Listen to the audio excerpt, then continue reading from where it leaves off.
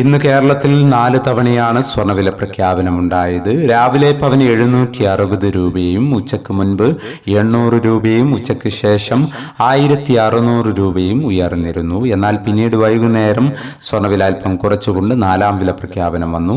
4ാം വില പ്രഖ്യാപന സമയത്ത് അന്താരാഷ്ട്ര മാർക്കറ്റിൽ ഔൺസിന് $4726 പരിധിയിലായിരുന്ന സ്വർണ്ണവില ഇപ്പോൾ $4750 പരിധിയിലേക്ക് ഉയർന്നിരിക്കുകയാണ്.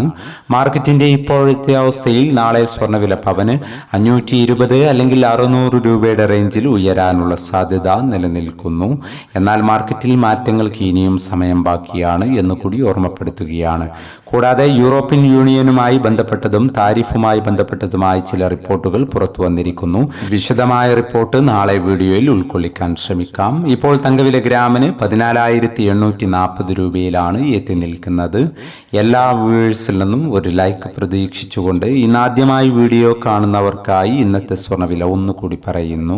വൈകുന്നേരം പവന് 560 രൂപ കുറഞ്ഞു. ഇന്ന് 20/1/2026 പവന് 1,09,840, ഗ്രാമിന് 13,730.